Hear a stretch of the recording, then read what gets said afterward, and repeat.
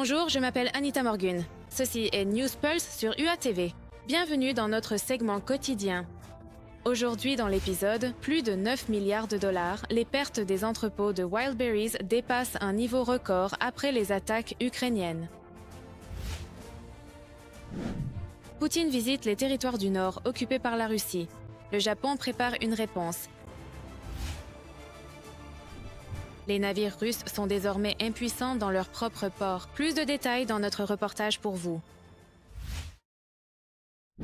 Le complexe de traitement de condensat de gaz d'Ust-Luga endommagé par une attaque de drones ukrainiens. L'état-major général de l'Ukraine a confirmé l'impact.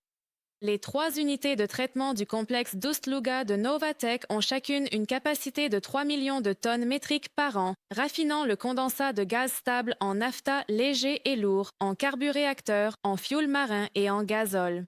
Le complexe a traité 3,8 millions de tonnes de condensat de gaz au cours du premier semestre de cette année.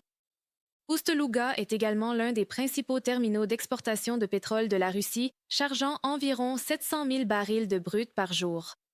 Auparavant, il a été ciblé à plusieurs reprises par des attaques de drones. Les pertes du réseau Wildberries pourraient atteindre 800 milliards de roubles, soit 9 milliards de dollars, 500 milliards de dollars en raison des frappes de drones. Selon Forbes, l'entreprise pourrait déjà avoir perdu environ 20% de sa surface d'entrepôt. Jusqu'à 279 milliards de roubles pourraient être nécessaires pour restaurer les entrepôts et l'infrastructure de la place de marché. Si un démantèlement complet des installations endommagées, l'enlèvement des débris et la remise en état des terrains sont nécessaires, le coût augmenterait considérablement. Tokyo a protesté auprès de Moscou concernant la visite de Poutine dans les territoires du Nord occupés par la Russie. Comme l'a souligné le chef du gouvernement japonais, l'île d'Etorofu, ou Iturup comme on l'appelle en Russie, fait partie intégrante du Japon selon le contexte historique et le droit international. La visite non coordonnée du dictateur du Kremlin contredit la position constante de Tokyo et détériore davantage les relations bilatérales. Le ministère japonais des Affaires étrangères a déjà convoqué l'ambassadeur de Russie pour transmettre une protestation officielle à Moscou. Suite à l'invasion de l'Ukraine par la Russie, les relations entre le Japon et la Russie sont dans un état difficile. Même dans de telles circonstances, le Japon a fait tous les efforts possibles pour améliorer cette relation. Cependant, cette visite ne fera qu'approfondir le sentiment négatif envers la Russie au Japon et rendra plus difficile le rétablissement des relations à long terme. La visite de Poutine dans les territoires du nord du Japon occupés par la Russie est une provocation du Kremlin, a déclaré le ministre ukrainien des Affaires étrangères par intérim, Andriy Sybiha. Le diplomate a noté qu'aucune tentative de la Russie d'imposer une occupation ne peut la légitimer. Moscou ne comprend que le langage de la force. Le régime russe agressif n'apprécie pas, ne respecte pas et ne rend pas l'appareil aux mesures constructives. La position de l'Ukraine est inébranlable. La souveraineté du Japon sur les territoires du Nord est fondée sur des faits historiques et le droit international. Aucune visite, aucun passage du temps et aucune tentative d'imposer un fait accompli ne peuvent légitimer l'occupation. La Russie utilise le même manuel impérial partout. Elle occupe des terres étrangères, les militarise, menace ses voisins, puis essaie de faire accepter au monde l'illégal comme irréversible. L'Ukraine connaît trop bien ce schéma. Cela ne doit pas réussir, que ce soit en Europe ou dans le Pacifique. Andriy Sybiha, ministre des Affaires étrangères par intérim de l'Ukraine sur X. Poutine utilise un train blindé secret. Il a également déployé de faux cortèges pour se cacher des drones ukrainiens, selon le New York Times. Les observateurs notent que la télévision russe utilise depuis longtemps ce que l'on appelle des vidéos en conserve.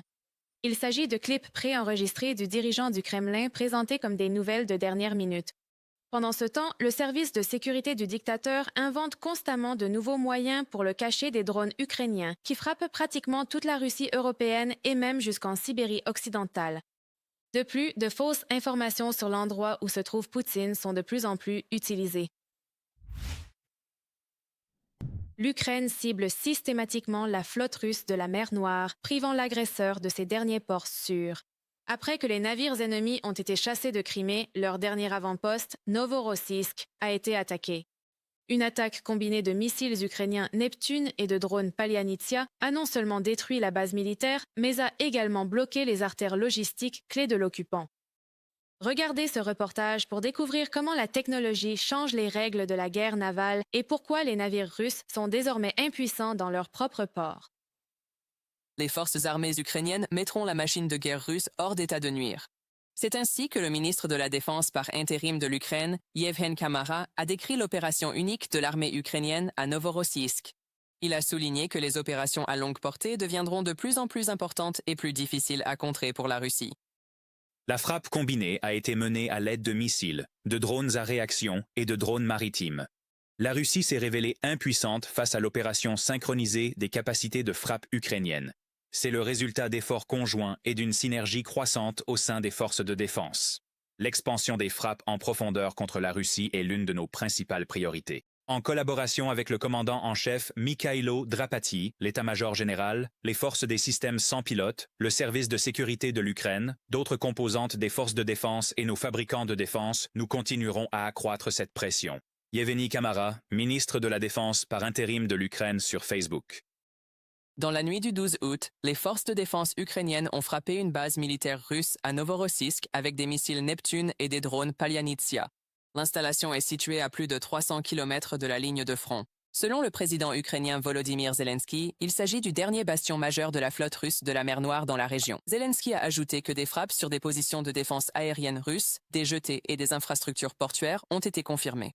Nos drones à réaction Palyanitsia, nos missiles Neptune et nos systèmes maritimes sans pilote ont atteint avec précision leurs cibles désignées. Des frappes sur des positions de défense aérienne, des jetées et des infrastructures portuaires ont été confirmées. La flotte d'occupation russe et toutes les infrastructures qui la soutiennent ne seront pas en sécurité tant que l'agression russe se poursuivra. La guerre doit être arrêtée et toutes les propositions raisonnables pour la diplomatie sont sur la table des négociations. Volodymyr Zelensky, président de l'Ukraine, sur Telegram. L'élargissement de la géographie de la guerre grâce à nos capacités et initiatives, ainsi qu'aux capacités de la marine ukrainienne et, de manière générale, des forces armées ukrainiennes, force le Kremlin à comprendre que l'Ukraine est un adversaire puissant capable d'étendre le champ de bataille. L'Ukraine est un État fort et, en cette 5e année de guerre, elle est toujours capable de lancer des frappes soudaines et justifiées contre l'infrastructure militaro-industrielle de la Russie qui sert les intérêts des forces armées russes. C'est un point important. En août, les forces de système sans pilote de l'Ukraine ont frappé plus d'une douzaine de navires que la Russie utilisait pour soutenir ses opérations militaires et économiques.